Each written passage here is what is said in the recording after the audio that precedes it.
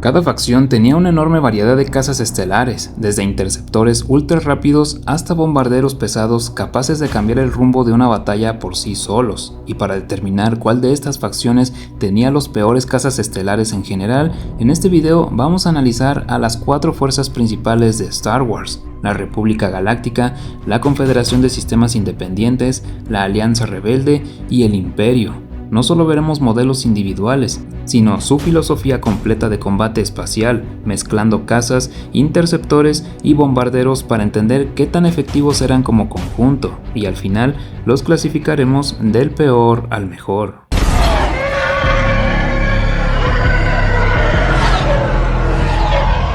Empecemos con el Imperio Galáctico. No hay mucho que no sepan ya, pero cuando analizas su doctrina completa empiezan a notarse problemas importantes. El Imperio apostó fuertemente por cazas baratos, desechables y producidos en masa. Su filosofía era simple: abrumar al enemigo con números. Sus modelos principales, como el TIE Fighter y el TIE Interceptor y el TIE Bomber, reflejan perfectamente esta idea. Eran rápidos, bien armados y relativamente fáciles de producir, pero tenían un problema crítico: no contaban con escudos ni blindaje significativo, eran extremadamente frágiles. El TIE Interceptor, por ejemplo, era letal en combate cerrado, rápido, agresivo, con gran potencia de fuego, pero dependía completamente de no ser alcanzado. Un solo disparo podía destruirlo.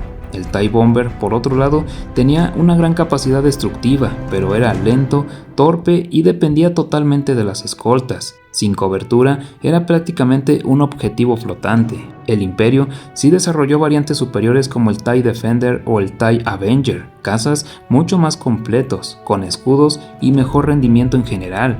Pero aquí está el problema clave: eran demasiado costosos y raros, no representaban la fuerza real del Imperio. Y hay otro factor importante: aunque el Imperio confiaba en la cantidad, en la práctica no podían desplegarla correctamente. Sus destructores estelares no eran portanaves optimizados, lo que limitaba su capacidad de saturar el espacio con cazas. El resultado es una flota que, en teoría, debía dominar por números, pero en la práctica dependía de pilotos reemplazables en naves frágiles, poderosa en el papel, pero ineficiente en la ejecución.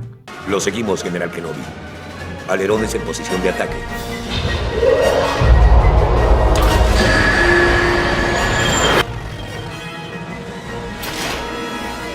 Lo divertido empieza ahora. Pasemos ahora a la República Galáctica, donde el enfoque cambia completamente. Durante las guerras clon, la República desarrolló una de las flotas más versátiles de la galaxia. En lugar de apostar por solo un tipo de cazas, diversificaron. Tenían cazas pesados como el ARC-170, interceptores ligeros como el B-19 Torrent, bombarderos como el J-Wing y unidades especializadas como los cazas Jedi Delta 7. El ARC-170 era un caza robusto, con escudos, gran potencia de fuego y una torreta trasera que lo hacía peligroso incluso al retirarse, pero también era lento y poco maniobrable frente a interceptores más ágiles. El B-19 y otros modelos ligeros ofrecían velocidad y apoyo táctico, mientras que el J-Wing aportaba capacidad de bombardeo con buena durabilidad. Y luego estaban los cazas Jedi, extremadamente maniobrables pero dependientes del piloto. El problema de la República no era falta de tecnología, sino de enfoque. No tenían un caza definitivo que dominara todos los aspectos. Cada nave cumplía su función, pero ninguna era perfecta. Aún así, su gran ventaja era el equilibrio. Sus cazas eran resistentes, bien diseñados y funcionales en distintos escenarios. No brillaban en todo, pero tampoco fallaban gravemente en nada. Máxima potencia, Artu. Prepara los retropropulsores.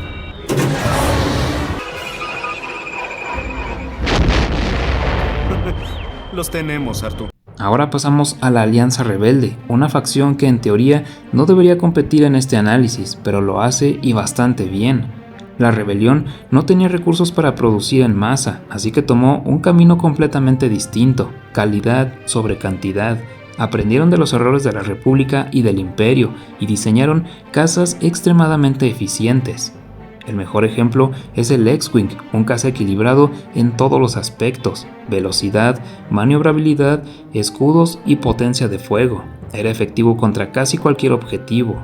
El A-Wing cubría el rol de interceptor con una velocidad y agilidad impresionantes. El B-Wing, aunque complejo, era un bombardero devastador capaz de destruir naves capitales, y el Y-Wing, aunque antiguo, seguía siendo resistente y confiable. A diferencia del Imperio, sus cazas no eran desechables, cada piloto importaba y cada nave estaba diseñada para sobrevivir. Su debilidad era clara, no tenían producción masiva ni estandarización completa, pero a nivel de rendimiento individual, sus cazas estaban entre los mejores de la galaxia.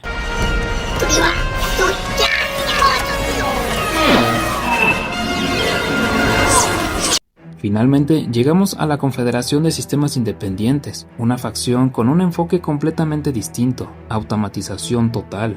Sus cazas estelares como el droide buitre y el TIE Fighter no necesitaban pilotos, eran máquinas diseñadas para reaccionar más rápido que cualquier ser orgánico. El TIE Fighter, en particular, era increíblemente peligroso, rápido, ágil, con múltiples armas y reflejos casi instantáneos. En términos de rendimiento puro, podía superar a muchos cazas tripulados.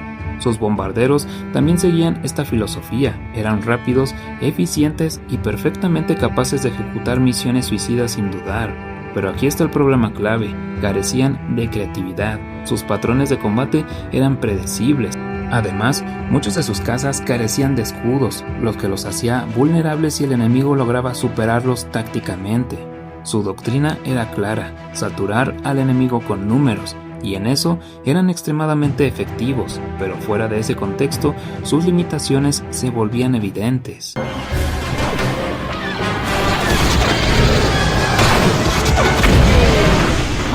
Ahora sí, basándonos en rendimiento general, versatilidad, supervivencia y efectividad en combate, vamos a la clasificación del peor al mejor. En último lugar, tenemos al Imperio Galáctico. A pesar de su poder, sus cazas eran frágiles, mal optimizados y dependientes de números que rara vez podían aprovechar al máximo.